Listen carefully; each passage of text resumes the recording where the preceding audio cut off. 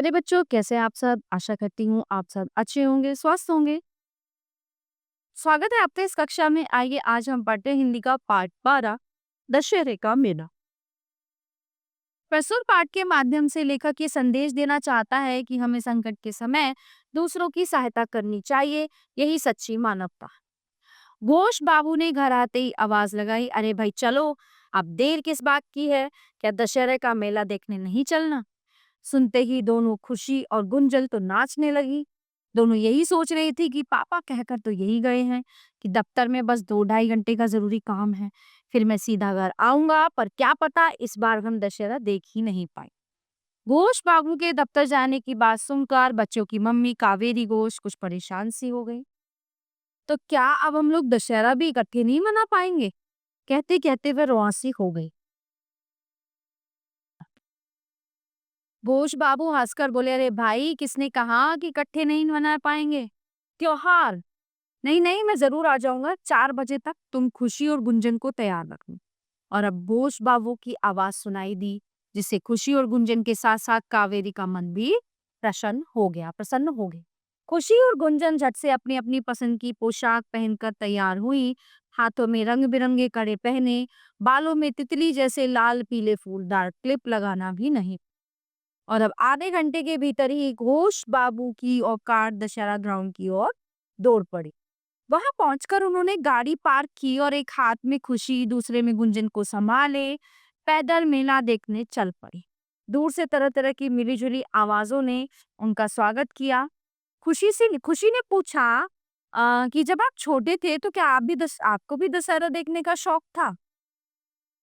तो घोष बाबू क्या उत्तर देते हैं? वो कहते हैं, अरे भाई, शौक की बात कह रही हो? इतना शौक होता था कि बस पागल हो जाते थे।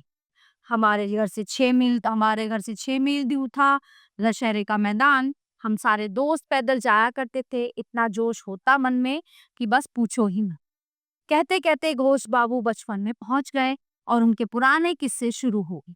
उसे सुनते हुए खुशी और गुंजन की आंखों में ऐसी चमक आ गई जैसे आंखें नन्हे नन्हे बल्बों की झालर की तरह झिलमिला रही। दशहरा मैदान में पहुंचते ही दूर से रावण, मेघनाद और कुंभकर्ण के विशाल रंग बिरंगे पुतले दिखाई दिए, जिन्हें देखकर खुशी और गुंजन ने तालियां बजाई। घोष बाबू खुशी और गुंजन की उंगलियां थामे हुए उधर बढ़ गए, जिधर राम रावण युद्ध हो रहा था। राम तो बड़े ही सुंदर थे, पर रावण भी कम न था।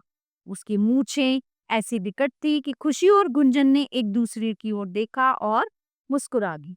राम के तीरों से रावण की बड़ी आफत आ गई थी, पर पता नहीं कैसे एक सिर के कटने पर उसका सिर फिर से उगाता था और वो फिर जोर से हंस उठता था।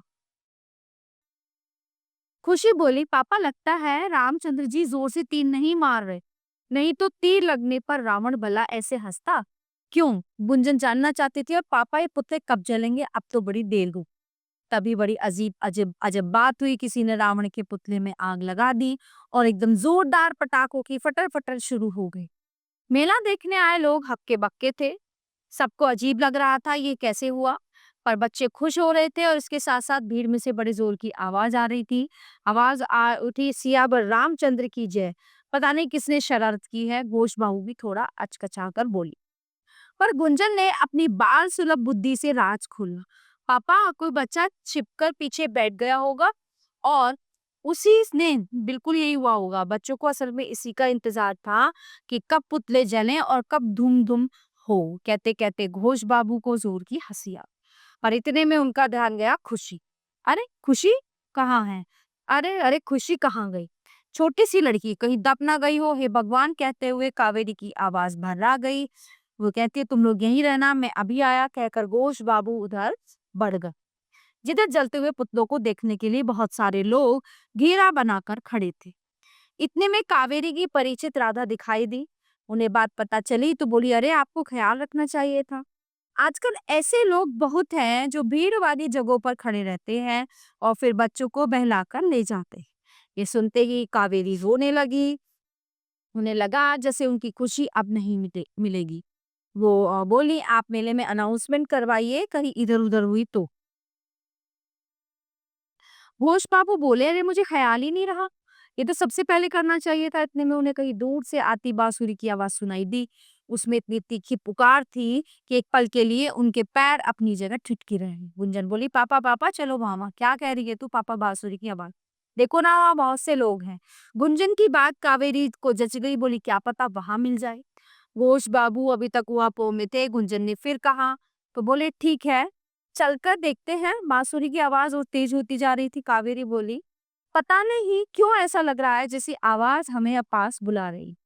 घोष बाबू गुंजन और कावेरी के साथ वहां पहुंचे तो देखा कि चारों तरफ भीड़ ही भीड़ है। वो कुछ झिझला कर बोले, अरे यहाँ तो इतने लोग हैं, यहाँ भला खुशी कहाँ मिलेगी? पर इतने में गुंजन चीखी, पापा पापा, वो रही खुश। एक बांसुरी वाला बांसुरी बजा रहा था, दाढ़ी बड़ी हुई थी, चारों तरफ गोल घेरे में लोग ही लोग। और उस बांसुरी वाले के बिल्कुल पास खड़ी नन्ही खुशी मग्न होकर बांसुरी सुन रही। गुंजन ने इशारा किया तो मम्मी पापा दोनों का ध्यान गया। अरे खुशी, मम्मी दौड़ कर गई, अरे खुशी तुम यहाँ, और हम तुम्हें कहाँ कहाँ ढूंढ रहे थे। मैं तो यूसुफ चाचा की बांसुरी सुन रही थी, खुशी ने बड़ी मासूमियत से कहा। तभी अचानक बूढ़े बांसुरी वाले यूसुफ चाचा की बांसुरी थम गई। फिर चाचा ने अपनी धुंधली सी आंखों को पूरा खोला।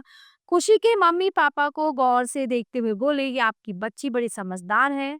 मैं यहाँ अपनी बांसुरी बेचने के लिए बैठा था और धीरे धीरे बांसुरी बजा रहा हूँ।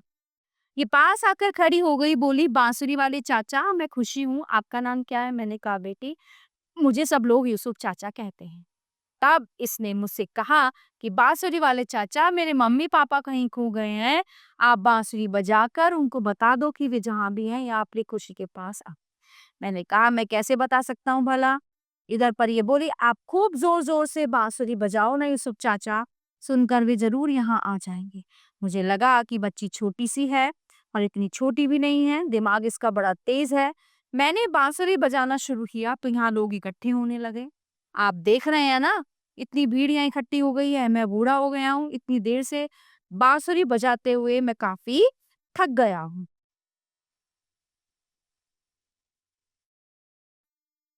पर खुशी को उसके मम्मी पापा और गुंजन से मिलवाना था, इसलिए हिम्मत नहीं हारी। आप लोग भी आ गए तो लगा कि अल्लाह ने मेरी लाज रख दी। होश बाबू बोले, यूसुफ चाचा आपने आज हम पर बड़ा उपकार किया, आप कभी हमारे घर आइए, हमें बड़ी खुशी होगी। कहते उन्होंने अपना विजिटिंग कार्ड दिया। बोले, इस पर मेरा पता और फोन नंबर लिखा है, कभी फोन करेंगे तो मैं खुद लेने आ जाऊंगा। फिर घोष बाबू ने 500 का नोट निकालकर यूसुफ चाचा की ओर बढ़ा। यूसुफ चाचा बोले, नहीं, पैसे किस बात के? आपको खुशी हुई, पर आपसे ज्यादा खुशी मुझे हुई कि मेरी खुशी बिटिया अपने मम्मी पापा के पास पहुंच गई और फिर आजमा कर देख लिया कि सुरों में इतनी ताकत है कि बांसुरी की पुकार बेकार नहीं जाएगी। प्यारे बच्चों, ये पाठ यहीं पे समाप्त होता है। आशा करती हूँ आपको अच्छे से समझ आया होगा। मिलते हैं अगली कक्षा में। धन्यवाद।